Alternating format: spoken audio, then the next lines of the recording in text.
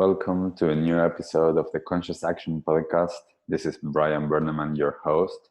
And through this episode, we're going to explore the world of mental well-being and trying to unpack a little bit our understanding and our experience with mental health. So to start that conversation, I wanted to start talking a little bit about how most of the time this is talked about. So I hear a lot people talking about mental health as if that is a negative or if that is a problem. So one of the first things that I wanted to talk about is that actually we need to shift the way that we are talking about it in terms of saying just mental health. No, someone perhaps is having some challenges or some issues, or their mental health is not in a good place. But mental health is a neutral thing. So you either have a good or bad, or however you want to call it, just like with your body, you can have good or bad.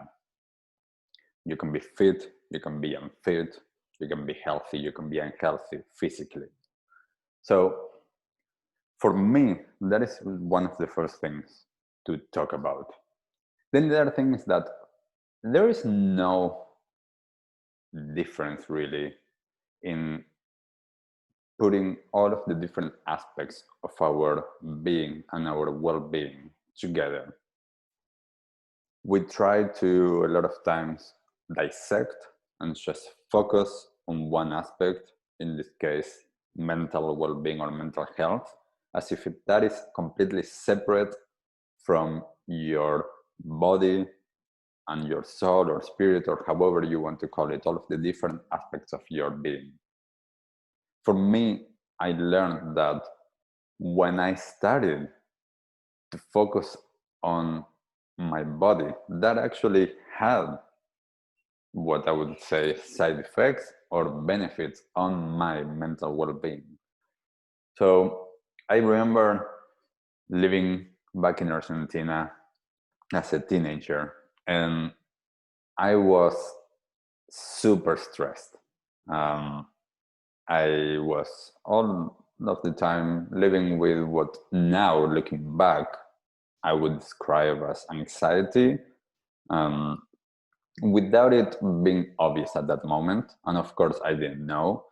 I did know at the time that I was a little bit paranoid in terms of I always thought that there was someone that was going to steal from me or rob me or do something like that. So I would walk down the street or I would drive on my car and I would look everywhere and just trying to make sure that I knew everything that was around.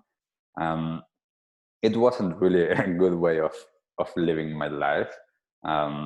One of the reasons why I ended up leaving the country, I thought that it was very insecure. So that's why I had that experience.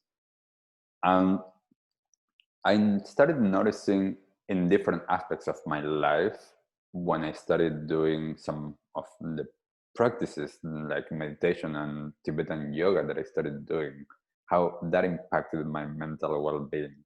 So I remember driving, and if you have been in places like Buenos Aires, the traffic is really bad, and people most of the times don't follow all of the rules. I didn't follow all of the rules, and I was a super stressed out, angry driver. I had road rage. I would get so stressed. I would like yell in my car and get so frustrated with what was happening. And I clearly remember a few weeks after I started practicing Tibetan yoga for the first time, how someone cut me off as I was driving, and I would normally lose it, and I didn't. And I just remember in that moment noticing that, and I was like, what's going on? This is different. And then I started realizing, perhaps this has to do with that. The fact that I've been having a practice that allowed me to create space, to move the energy that was stuck, to create new habits in myself, not through my mind, but through my body and my energy. But that had a huge impact on my mental well-being. I truly don't remember the last time that I was stressed for what I think stress is, in the negative sense of stress. I cannot remember it. I have lived through a lot for the past 15 years. And I actually remember one day talking with my parents and telling them a few years ago how I felt like I hadn't been through enough challenges in my life. And my mom was like, well, actually, this happened to you, that happened to you, that happened to you. And you didn't allow them to become problems. And this is one of the key issues that I wanted to talk about on this podcast episode, is that we, through our conditioning and the way that we see our life, we create a lot of the times our experience. Now, of course, we are conditioned and it's not easy to do this. Yet it's doable, it's possible, and I am proof of that. I realized through my practices that the way that I was reacting and experiencing what was happening, it was on my control. I had control over that.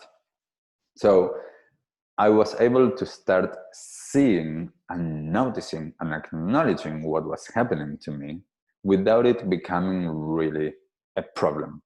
I could see the situation, and the situations were still happening. Like I had to leave countries because of visas or breakups or different situations that happened throughout these last 15 years. But instead of me getting completely stressed and overwhelmed and anxious, or whatever my experience was, or frustrated, instead of allowing that to happen, I just experienced what was happening. And I experienced it not through the judgment in my mind. I experienced it as, well, that happened. And for me, here is the key, the world of feelings. I wasn't in touch with my feelings when I was younger, and I started developing that. Now it's the main way that I experience my life, through feelings and sensations in my body. So I started noticing how when something was happening, I had an experience, a reaction as well. And I started noticing that when certain situations happen, I got a same experience, like a feeling on my belly, on my chest, and then a reaction. So there's these patterns that were happening to me, and this is something that happens for all of us. And I started to actually catch myself before that happened. So when something was happening, instead of allowing that automatic pattern and reaction to happen, I was catching myself before that. I was feeling what was happening inside of my body. I was noticing the self-talk in my head, but I wasn't allowing that to consume me and to have a grip on me. So because I allowed myself to actually take the time and create space for the experience to be processed, I didn't allow that to become a problem. That is something that happened. So I remember, for example, I was living in the US, and one day I got the news that my visa renewal was denied and I had to leave. And everybody was like, oh no. And I was like, okay, I'm just going to be with this. And then it was okay.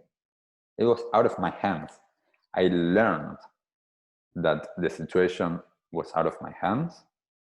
And if there's nothing that I can do, what I can do is focus on how am I experiencing it.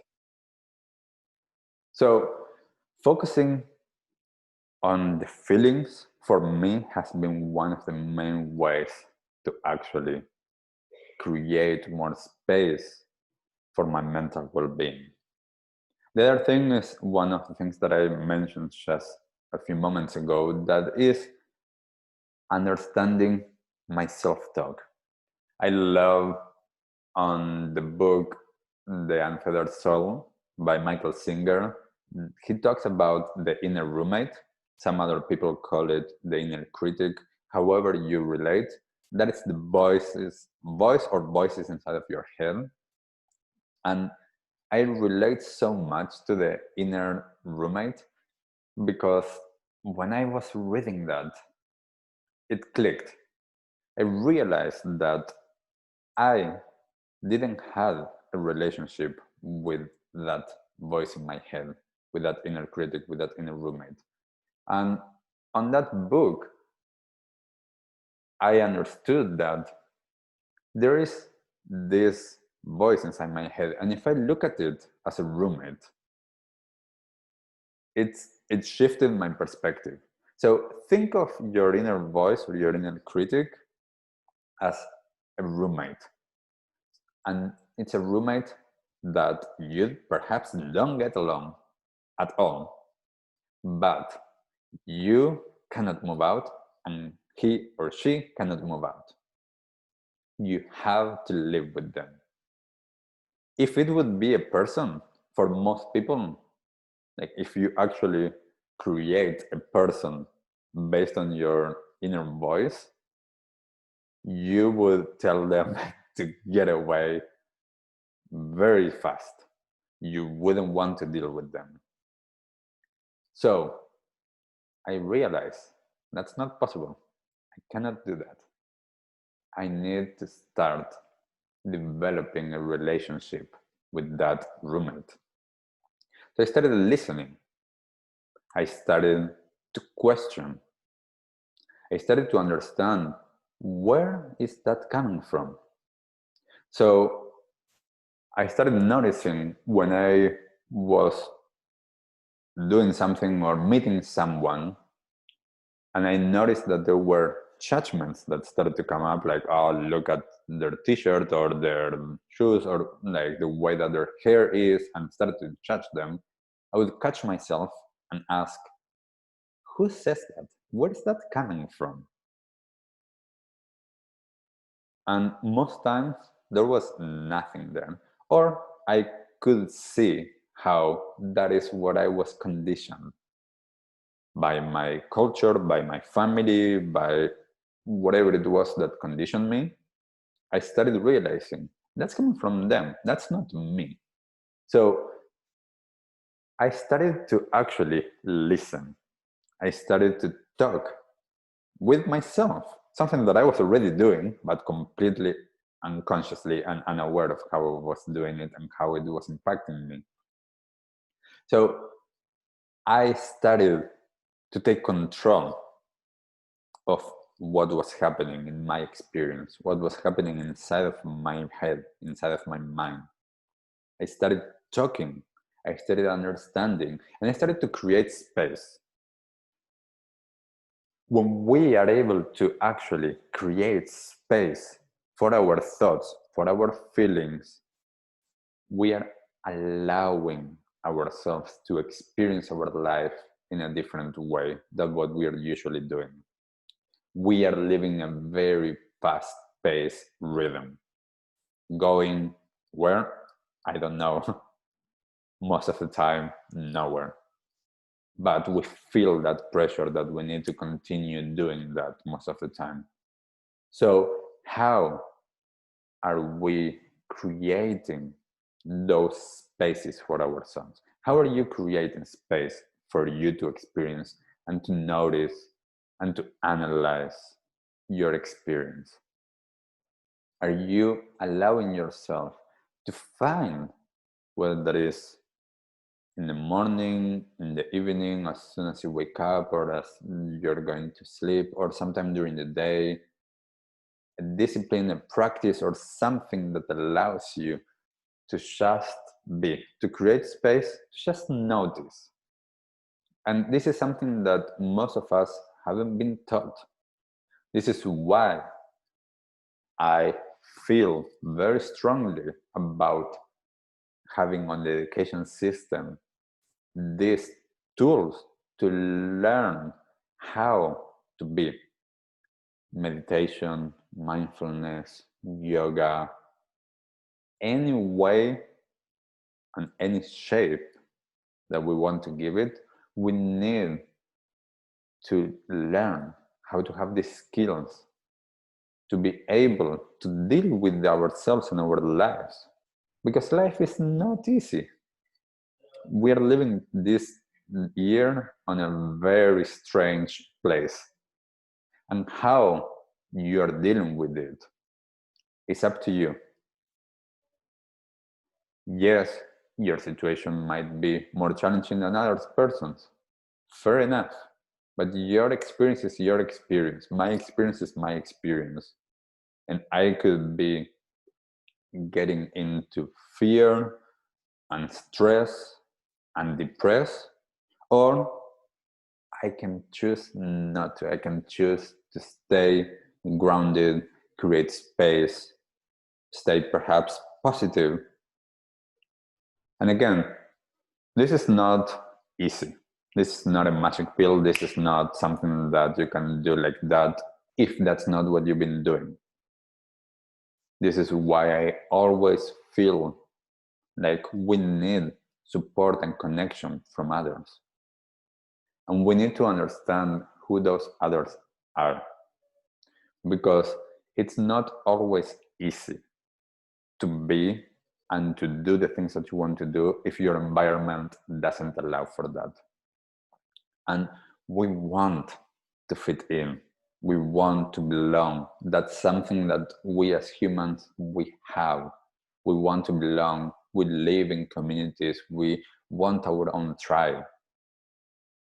But if you're living in a circumstance, an environment that is not allowing you to do the things that you want to do, to explore a different way of being, it's going to be super challenging. If, like me, you're able to change your environment, I encourage that as a way of actually exploring yourself. That worked for me. I left home, I traveled, I went to live at a Buddhist retreat center for a few years. I wanted to explore myself, and I wanted to explore myself in a different environment.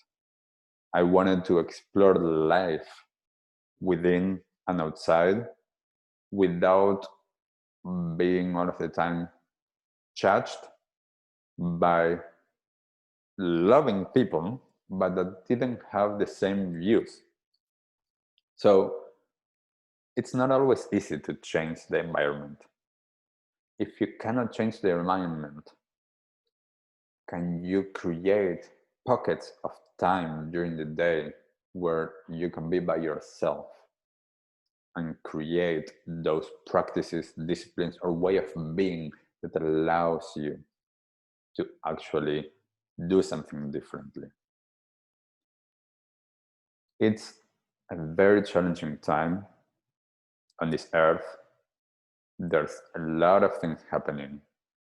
There's, especially for younger people, with so much information, so much access to our technology, our phones, we get a lot of times lost in that, and not enough connection with ourselves and with nature and with other people, real people in person. We need to understand that there's a balance. Technology is important. Technology is amazing. There's so much information out there. How are you doing that? Are you doing that unconsciously, or are you doing that consciously? Are you choosing how much time you're spending online, how much you're actually putting and investing of your energy and your emotional world and your mental world into what you're seeing? Are you comparing yourself to others in there? What are the resources, the social media feeds that you're looking, that you have control over that? But for most of us, we haven't developed how to control ourselves, how to control our urges. So we need to be careful on the way that we explore. And we need to understand that it's not about judgment. It's not about pointing fingers to others or to ourselves. But yes, looking yourself in the mirror, seeing whatever it is that you're seeing, can you have kindness for yourself? Can you love yourself, regardless of your circumstances, regardless of all of the challenges, all of your so-called shortcomings? Can you allow that? Can you love yourself? Because that is key. Allowing ourselves to love us and others based on who we are, regardless of what we think of it. When we start shifting a little bit the judgment, the complaining, and we focus that on love and acceptance, curiosity, we can create something new. If I open my eyes and wake up to the possibility that life can be different, even if my work or school or whatever I'm doing, the relationships around me, it's all the same, life can be different. And this is one of the things that I aim to share with everyone, how to discover that there is a different way of living and being. And sometimes that does require a lot of changes, and sometimes it doesn't, in the sense of our environment. But having that curiosity to see, is there something else? Is there something that I'm missing? Is there a different way of relating to the world? This is where, for me, spirituality or religion, faith, is really important. Because regardless of whatever conditioning we have and judgment of those aspects, especially of religions, organized religions, people can connect to something beyond them. That sense of belonging, sense of purpose, sense of perhaps oneness, unity, something bigger than yourself. That is huge to be able to create that change inside of us. So regardless of if you want to focus on a specific religion or non-religion at all, spirituality or non-spiritual, science or no science, whichever it is, what is the way that you connect to that which is bigger than you? For me, a lot of times, it's just nature. It's energy. That is the way that I experience it. What is the way for you? I really connected with the Buddhist teachings from a perspective of seeing that as a philosophy of life based on my experience and my truth, and understanding that there is nothing wrong with that. Opening myself to possibilities, but owning and exploring who I am, not trying to fit into someone else's mold, not trying to be someone else, being me. So my invitation for you is, how can you allow yourself to be you? How can you allow yourself to be open to the possibilities that life has in store for you, but not judging it, not thinking less if you do something quote unquote wrong, not thinking less of you if you start getting stressed or anxious or depressed. Allowing what it is, being curious to see what is behind that. So this is a very big topic. I'm looking forward to bringing more conversations with some of our guests on this topic, exploring some more, because there's a lot of nuances. There's a lot of very important issues and topics inside of well-being and mental well-being that we can touch on. A lot of them are very touchy. A lot of them are scary to talk about and to touch on, but they are important, because the more open that we are, the more conversations that we have about them, the easier it is for others to realize that they are not alone. They are not the only ones living through what they are going through. When we understand how connected we are, how it's not wrong to be you, our life can shift. So I would love for you to share what of this episode resonated with you. Share with us your experience on your own personal journey with your mental well-being. Write that in the comments. I would love to know, and I would love to explore some of that in some of the upcoming episodes. So until the next one, I am Brian, and have a beautiful day.